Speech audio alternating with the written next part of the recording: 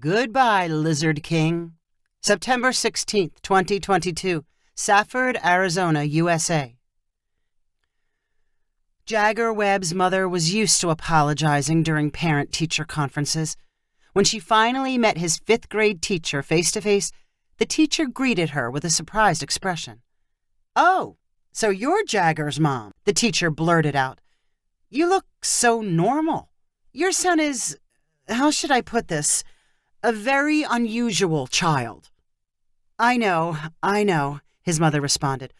"I'm sorry for the trouble I'm sure he's caused.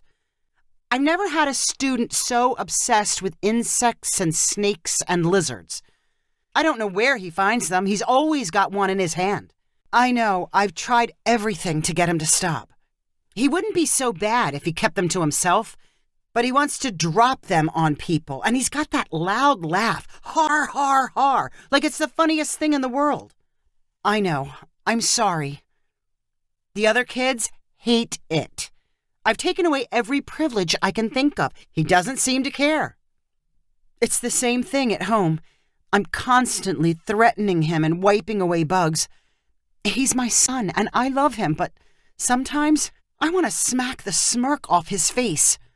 I was hoping you had some ideas for me on how to modify his behavior." "I was hoping you might have some ideas for me," replied Jagger's mom. "Like I said, I've seen lots of kids. He's definitely different, and I'm at a loss for new things to try. Is he always going to be this way?" The teacher sighed and shrugged. "Maybe it's a phase. Maybe he'll grow out of it and get interested in something else. Maybe nature takes its course and he matures. I'm ready. It's been a very long phase," Jagger's mom said in frustration. That evening, Jagger walked into his house from the backyard. He dropped a grasshopper on the kitchen counter inches away from his mother's hand. She suppressed a scream, knowing it was best to react as little as possible. "Please take that outside," she said in a calm voice. "Har, har, har!" Jared laughed loudly, his red hair flopping in front of his face. The grasshopper jumped to the floor. Jagger's mom resisted the urge to screech as Jagger's skinny arms flailed at the fleeing grasshopper. When it hopped out the open back door, Jagger's mom took the opportunity to plead with her son for some cooperation. "Tomorrow, we're meeting some new friends for a picnic. I need you to be on your best behavior." "Who are they?" "The Jorgensens. I met the mother in my book club, and we thought it would be nice to get our families together."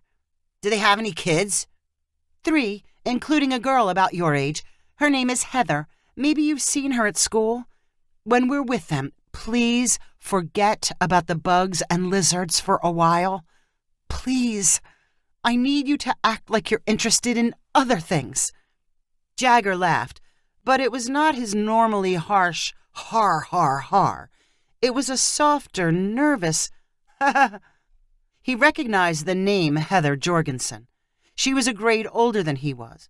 She was quiet and sweet, with long honey-brown hair and blue-green eyes. If Jagger could ever like a girl as much as he liked catching bugs, it would be a girl like Heather. He watched her at recess and knew which homeroom she was in. Jagger could not explain why he liked looking at Heather, but he knew he should keep his feelings to himself. He had to especially hide them from his family.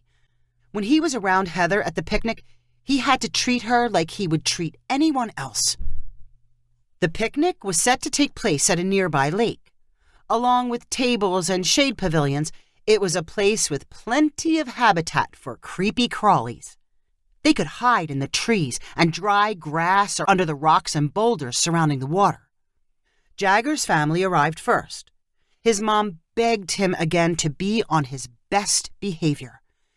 If he wanted to hunt for tiny creatures, he should keep them to himself.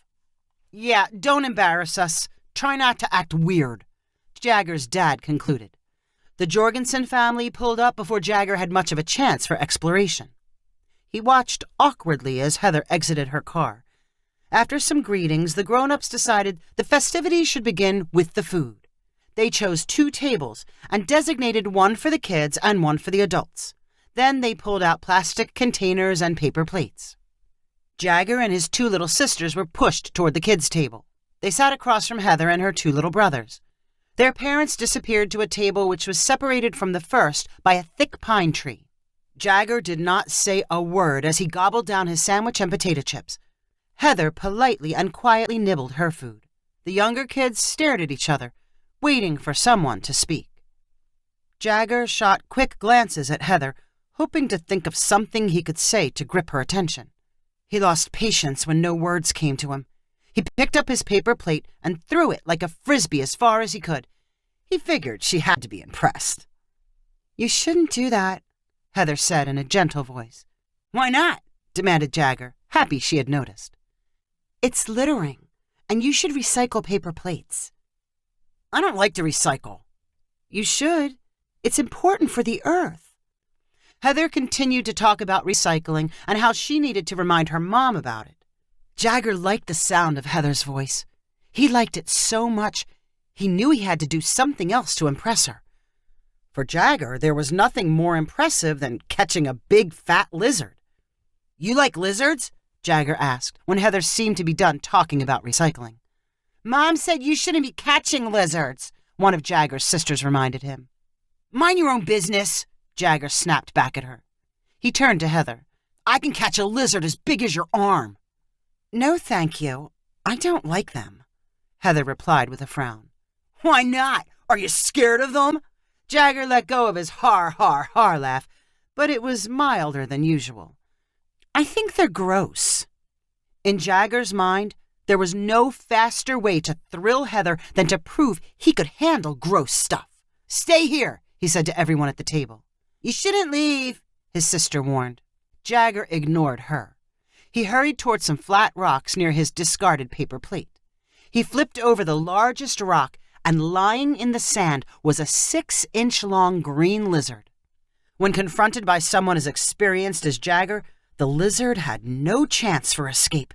With one quick motion, Jagger gathered it up and held it pinched between his fingers. The lizard squirmed, but Jagger knew how to keep a firm grip. "Here, hold it!" Jagger said triumphantly, holding the lizard out to Heather. "No! Get it away from me!" Jagger's usual motivation for dropping lizards on people was dulled by his tender feelings for Heather. For her sake, he would keep the lizard off their table, but he could not simply let it go. He had to use it to keep winning her admiration. "Okay, watch this," Jagger said, putting a finger to his lips to show that all the kids should stay quiet. "Just drop it," Heather urged. "No, this'll be funny." Jagger crept around the pine tree separating the picnic tables. Heather and the younger kids followed.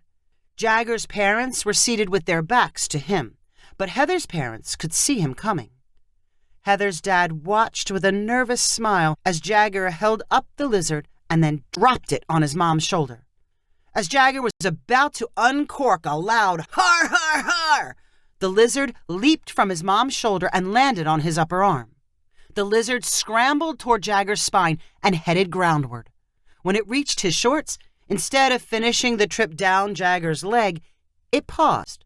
Then it ducked inside the shorts and headed upward.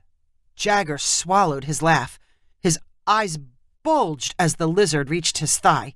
He squealed and danced. Jagger's parents turned around in time to see the lizard's great escape. They giggled as Jagger danced.